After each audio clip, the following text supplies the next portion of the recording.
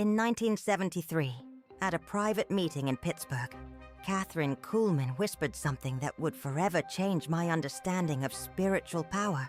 She gripped my arm tightly. Her eyes, usually so brimming with faith, were filled with worry. "Beware of Cho's method," she said. "Without the psalm, you open doors you won't be able to close." Those words haunted me for decades.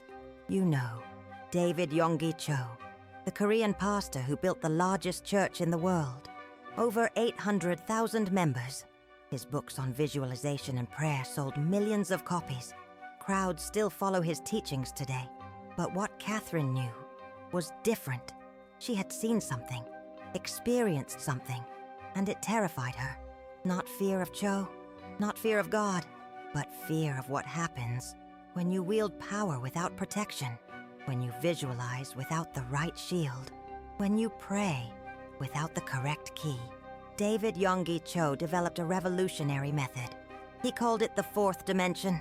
It was about visualizing with such intensity that reality bent to your will, about creating mental images so vivid they manifested in the physical world. And it worked. Churches grew. Miracles happened. People were healed. Money appeared. Dreams came true. But there was a price. Kathryn discovered this in the worst possible way. In 1971, she began experimenting with Cho's techniques. It was irresistible. A pastor on the other side of the world was achieving results she had only dreamed of. He wasn't American. He didn't have her natural charisma, but he was doing the impossible. So she tried. The first few weeks were magical. Her prayers seemed more powerful. Her visualizations became clearer. The miracles at her meetings multiplied. But then, something shifted. She started feeling a presence during her prayers. At first, she thought it was the Holy Spirit manifesting differently. The sensation was familiar, yet strange, like recognizing someone in the dark. You know them, but something doesn't quite fit. The presence grew stronger, more demanding. It began whispering suggestions during her meditations, showing her images of future successes, or promising powers she had never imagined. It was too seductive to resist. For 3 months, Kathryn danced with this force. Her ministries exploded. Money flowed like never before. People came from other continents to her meetings. She was at the zenith of her power, but the price was being silently exacted.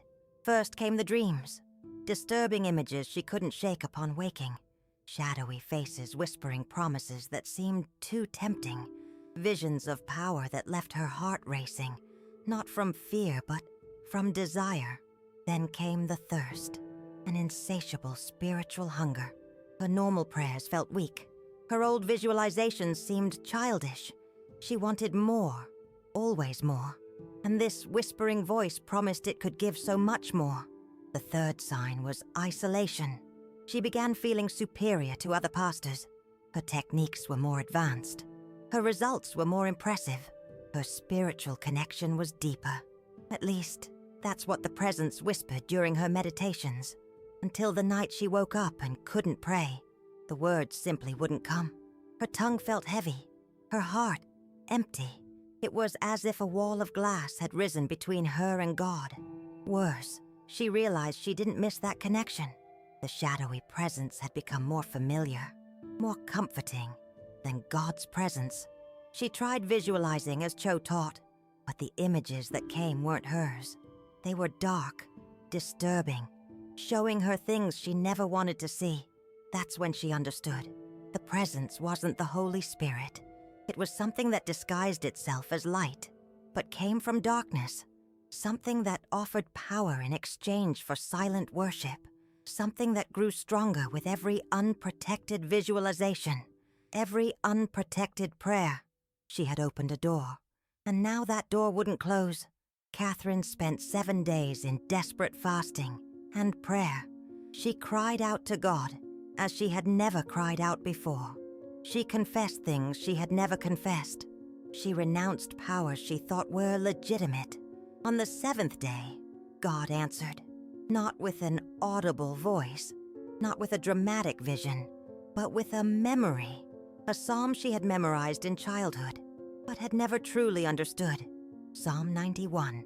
He who dwells in the shelter of the Most High will rest in the shadow of the Almighty. But it wasn't just the psalm. It was how to use it. It was the key she had been searching for, the protection Cho had never mentioned in his books. Kathryn discovered that each word of Psalm 91 was a portal, not just concepts, but tangible spiritual realities that could be activated through conscious visualization. Dwells didn't mean to visit. It meant to establish permanent residence. She learned to visualize herself literally living in God's shelter, not as a visitor, but as an inhabitant.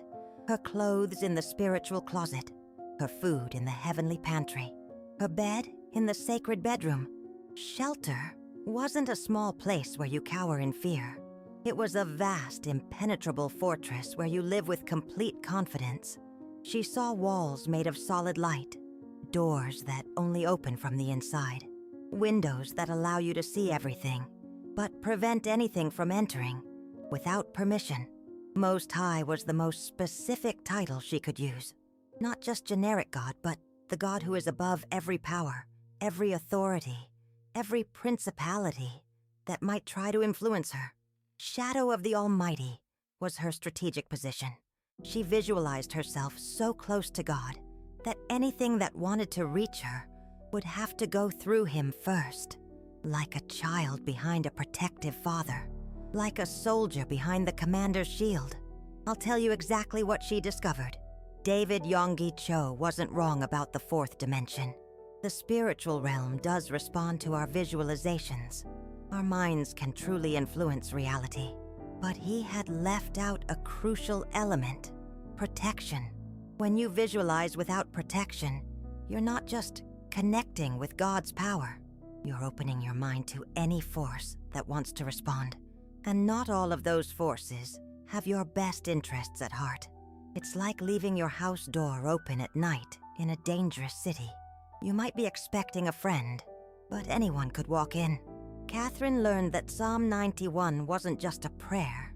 It was a shield, a declaration of protection that needed to be activated before any deep spiritual work. I say of the Lord, He is my refuge and my fortress, my God, in whom I trust. These words create a spiritual enclosure. They define sacred territory. They announce to the entire invisible realm that you are under divine authority, unavailable to other influences. But there was more. Kathryn discovered that simply reciting the psalm wasn't enough. You had to visualize your protection, see it, feel it, make it more real than the physical world itself. She began to imagine herself literally covered by the wings of God, not abstractly but concretely. Huge, shimmering, warm feathers, a presence so tangible she could feel the weight and warmth of divine protection. Then, and only then, did she proceed with her prayers and visualizations. The difference was immediate. Her prayers regained their power, but now she felt only God's presence. The visualizations worked, but they came accompanied by peace, not anxiety. Miracles happened, but without the shadowy price she'd begun to pay. She had found the key. Cho had discovered the power. Kathryn had discovered the protection. Together, these elements formed something revolutionary, dangerous in the wrong hands, transformative in the right ones. For the next 2 years, Kathryn tested this discovery, silently. She never spoke publicly about what she had learned, but in private meetings, with trusted pastors, she shared the secret. Never visualize without protection, she'd say. Never pray in the fourth dimension without first declaring Psalm 91. And never, ever underestimate what you can attract when you open those spiritual doors. Some listened, others ignored. Those who listened experienced power beyond price. Miracles without shadowy consequences. Growth without spiritual corruption. Those who ignored, well, their stories are sadder. Churches that grew rapidly and then imploded. Pastors who began with purity and ended in scandal. Powerful ministries that suddenly became hollow, devoid of real life. Power without protection is like a bomb without a casing. All the energy, without control, all the potential, without wisdom. Kathryn never blamed Cho. She understood that he had discovered something true, but she also understood that truth without wisdom can be more dangerous than ignorance. In our culture, we want immediate results. We want Cho's power, without Kathryn's process of protection. We want to visualize our dreams without declaring our dependence. We want miracles without spiritual responsibility. But the spiritual realm doesn't work that way. It responds to faith, but also to authority. It honors visualization, but also protection. It releases power, but only to those who recognize where that power truly comes from. Cho's method works. That's not up for debate. Thousands of people have tested his techniques and obtained extraordinary results. Creative visualization, specific prayer, tangible faith, concrete expectation. All of this is real. All of this is powerful. But without the protection of Psalm 91, it's all incomplete. And incomplete things in the spiritual realm have a habit of completing themselves in ways you never wanted. So here's what Kathryn taught me that afternoon in Pittsburgh. What she discovered during those dark months. What she tested for years before sharing with anyone. The complete method. Cho with protection. Power with wisdom. Miracles with integrity. First, you declare your protection, not as an empty ritual, but as spiritual reality. You recite Psalm 91, but not just with your mouth. You declare it with your imagination. You see the wings of God extending over you. You feel the warmth of that protection. You make that reality more tangible than anything physical around you. He who dwells in the shelter of the Most High will rest in the shadow of the Almighty. You visualize this shelter, not as a metaphor, but as a real place. More real than the chair you're sitting in, more solid than the walls around you. Second, you declare your authority. Not your own authority, but delegated authority. You're not commanding the universe by your own strength. You're exercising the authority God has given you, as a son, as a daughter. I say of the Lord, He is my refuge and my fortress, my God, in whom I trust. This declaration isn't just about protection. It's about relationship. It's about making it clear to the entire spiritual realm that you're not operating independently. You are under cover, under authority, under protection. Third, then and only, then do you begin to visualize your desires, your prayers, your dreams. But now you're doing it from within sacred territory, from within divine protection, from within legitimately delegated authority. The difference isn't subtle, it's radical. When you visualize without protection, you're sending a signal to the entire spiritual realm. I'm open. I'm available. Any force that wants to respond to my visualizations is welcome. When you visualize with the protection of Psalm 91, you're sending a different signal. I'm focused. I'm protected. Only forces operating under divine authority are welcome here. The first method attracts everything. The second method attracts only what is good for you. Kathryn learned this the hardest way possible, but her lesson became my protection, and now it can become yours. But wait, there's something more you need to understand. What Kathryn discovered about Psalm 91 goes beyond basic protection. She discovered that there are layers to this psalm, levels of protection that activate as your faith and understanding grow. The first layer is the shelter. He who dwells in the shelter of the Most High. Kathryn realized that the word dwells doesn't mean to occasionally visit. It means to reside, to live, to make that place your true home. When you begin to visualize, you're not just asking for protection, you're declaring where you live spiritually. You're saying, my home is not in the kingdom of darkness. My home is not in neutral territory. My home is in the shelter of God. And once you declare where you live, you gain resident rights. The second layer is the shadow. We'll rest in the shadow of the Almighty. Kathryn explained this in a way I never forgot. She said, "The shadow only exists when there is light, and the greater the light, the greater the shadow. When you are in the shadow of the Almighty, it means you are so close to the source of all light that you live in its shadow. You are positioned between the light and anything that wants to reach you. This position isn't just protection, it's authority."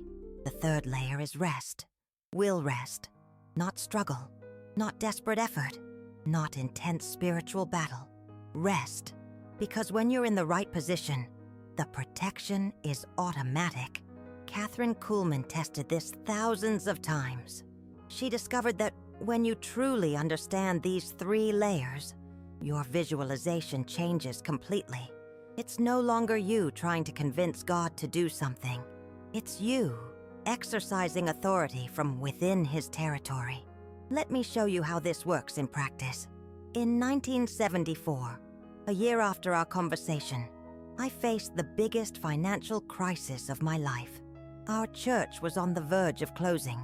Debts were piling up. Members were leaving. Everything seemed lost. The banks were threatening foreclosure. We had 3 weeks to find $50,000, a fortune back then. I had tried every conventional method: fundraising campaigns, loan applications, desperate appeals to wealthier members. Nothing worked. That's when I remembered Kathryn's words. I decided to test the complete method for the first time. First, I found a quiet place. It was the church basement, in a corner where nobody would bother me. I closed my eyes. I began reciting Psalm 91, but not as I had done before. This time, I visualized every word. He who dwells in the shelter of the Most High. I saw a place, not a physical building, but a spiritual space. Walls made of solid light pulsating with life. A ceiling that extended to infinity, but somehow made me feel cozy, not intimidated. Inside this place, I was completely safe, completely protected, completely at home. I spent 15 minutes just visualizing this shelter, making it more real than the room where my body was sitting, more tangible than the financial crisis we were facing, more present than any worry hammering in my mind. We'll rest in the shadow of the Almighty. I felt an immense presence behind me, not frightening, but awe-inspiring. So vast it cast a shadow over my entire life, so powerful that any problem I faced seemed minuscule in comparison.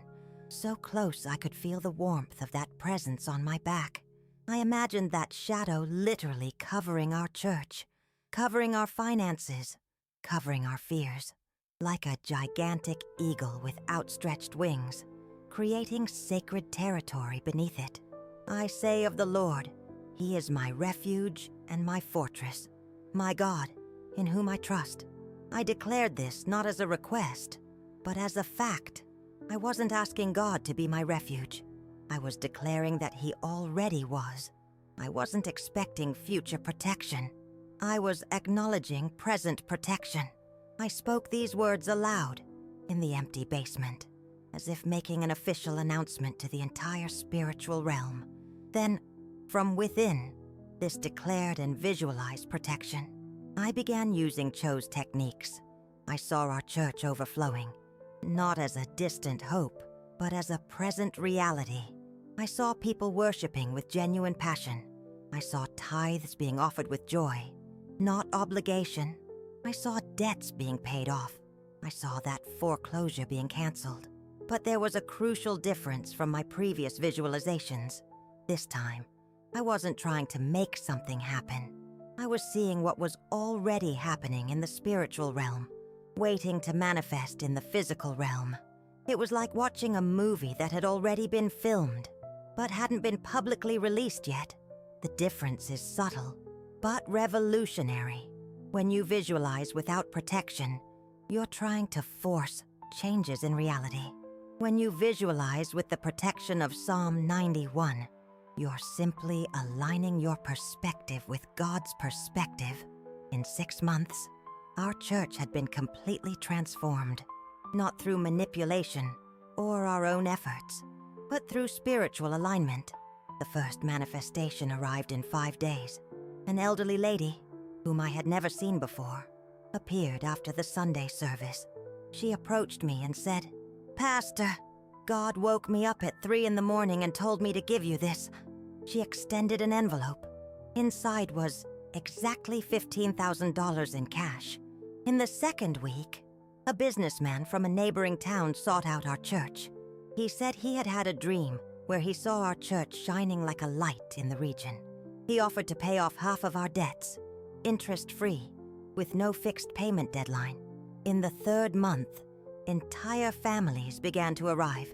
Not desperate people seeking help, but stable, prosperous families who said they felt a calling to be part of what we were building.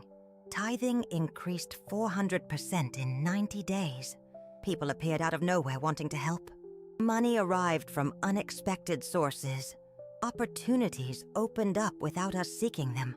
A local TV station offered free airtime to broadcast our services. A publisher became interested in publishing my sermons. These weren't coincidences. It was the spiritual realm responding to the authority exercised from within divine protection. But the most impressive thing wasn't the financial resources. It was the quality of the people who arrived. Natural leaders, passionate worshipers, people with specific gifts who filled exactly the gaps we had in the ministry. By December of that year, we had not only paid off all our debts, but we had enough money to start 2 new projects that had been in my heart for years. But here's something Kathryn warned me would happen. Not everyone will understand this method. Some will think it's too mystical. Others will think it's too simple. Some will want the power of Cho without Kathryn's protection. Others will want the protection without exercising the authority. Both are missing the point. Power without protection is dangerous. Protection without authority is useless. You need both elements working together. And here's something that most people never realize about Psalm 91. It doesn't end with protection. It ends with promise. Because he loves me, says the Lord, I will rescue him. I will protect him, for he acknowledges my name. He will call on me, and I will answer him. I will be with him in trouble. I will deliver him and honor him. With long life, I will satisfy him and show him my salvation. This is the part Cho never taught. This is the part Kathryn discovered in her most desperate moments. When you operate from within the protection of Psalm 91, you're not just safe. You're positioned for supernatural blessing. You're not just protected from negative forces. You're connected with divine favor. I will protect him. This means elevation, promotion, increased influence. I will be with him in trouble. This means divine partnership. You don't face challenges alone. With long life, I will satisfy him. This means a full life, a lasting purpose, an impact that transcends your physical existence. Kathryn Kuhlman lived this. Her ministry spanned decades. Her impact continues to this day. She unlocked the secret of blending human power with divine protection, delegated authority with genuine humility. And she shared that secret with me one afternoon in Pittsburgh, because she knew I'd face days when I'd need both, power and protection. Now you know that same secret. But knowledge without application is just information. And information without transformation is just entertainment. You have a choice to make. You can continue visualizing and praying the same way you always have. You can keep expecting different results with the same methods. You can remain frustrated with prayers that seem to hit the ceiling and go nowhere. Or you can experience the method that changed my life. The method Kathryn paid a high price to discover. The method that combines the best of Cho's method with the protective wisdom of the Psalms. I'm not guaranteeing it will be easy. I'm not promising it will be fast. I'm not saying you won't face spiritual opposition. But I am guaranteeing it will be different. I am promising it will be more powerful. I am saying you will face opposition from a position of strength, not weakness.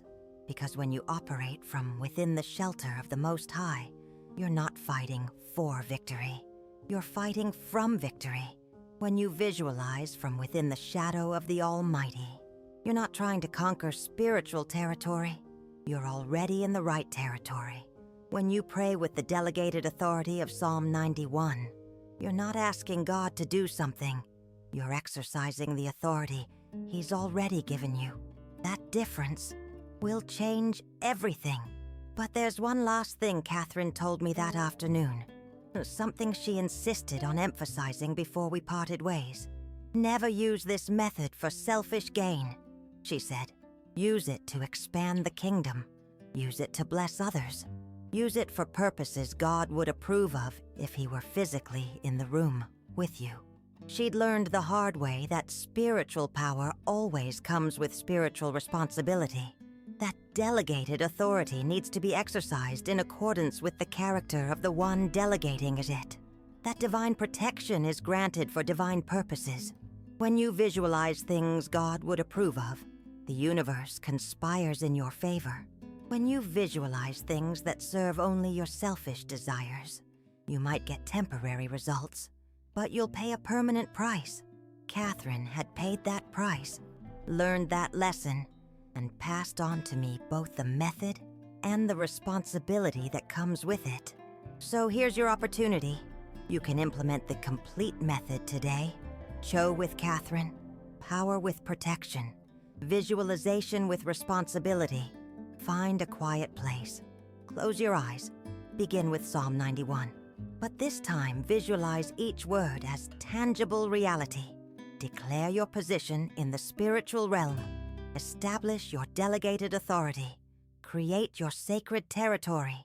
Here's the step-by-step method, exactly as Kathryn taught me. First step, establish your shelter. See a specific place where you dwell spiritually. Don't be vague. See details. What kind of light is on the walls? What's the sound inside this place? What temperature do you feel? Spend at least 5 minutes making this place more real than anything physical around you. Second step, position yourself in the shadow. Visualize an immense presence behind you, so vast that its shadow covers your entire life. Feel the weight of that protection. Feel the warmth of that presence. Declare out loud, I am in the shadow of the Almighty. Nothing can reach me without passing through Him first.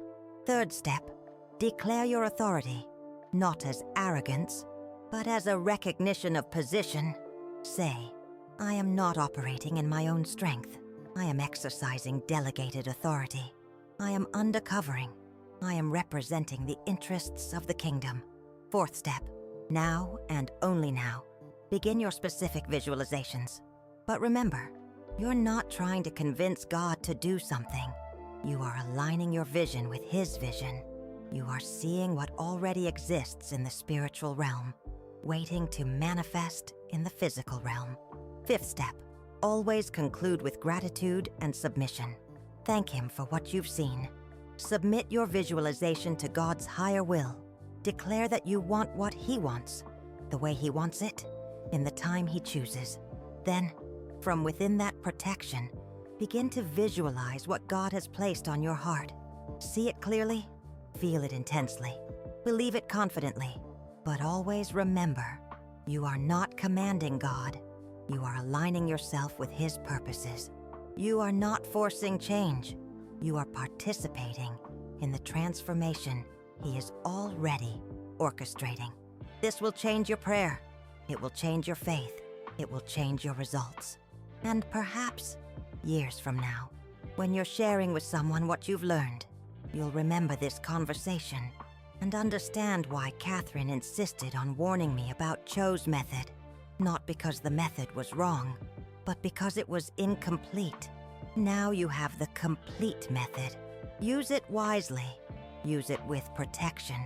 Use it for purposes that honor the one who gave you the authority to use it.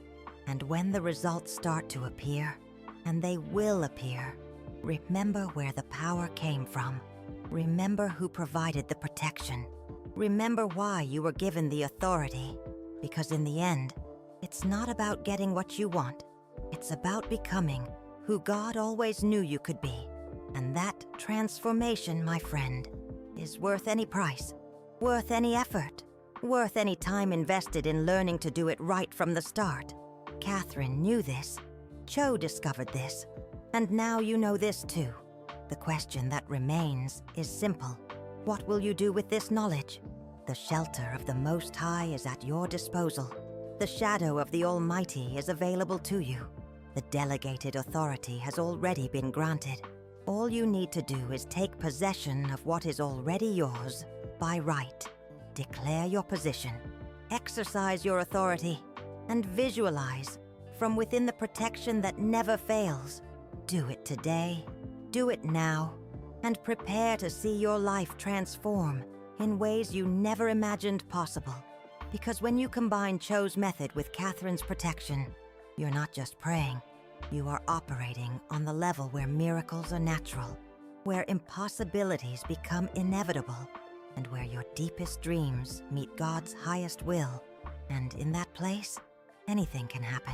Everything will happen, because you've finally learned to pray and visualize from the right position, with the right protection, for the right purposes. The rest is simply a matter of time. A chilling statement, whispered by Kathryn Kuhlman herself. A warning that echoed in my soul, long after the zenith of her power. It wasn't a prediction of doom. Not exactly, but a sobering recognition. A profound understanding of the precarious balance between divine grace and human vulnerability. You see, I had witnessed her miracles, felt the overwhelming presence, the sheer power. I'd seen the sick healed, the broken made whole, the impossible made real. It was breathtaking, utterly breathtaking. And in that breathtaking experience, in the heart of that miraculous whirlwind, I sensed a vulnerability, a fragility beneath the surface. A vulnerability not in her, but in those who sought her power, those who opened the doors without the shield. Kathryn Kuhlman, she understood this. She knew. She warned against the intoxicating allure of spiritual gifts, the potent magic of divine intervention, untempered by wisdom, unprotected by faith. She spoke of a house, our spiritual house, our inner being, a sacred space, incredibly vulnerable when left unguarded. It's a house that needs a strong foundation, one built on prayer, on unwavering faith, on deep spiritual discipline, a house fortified by the shield of the Most High, protected by the shadow of the Almighty. It needs a key to discerning, to choosing the right doors, and knowing when to shut others.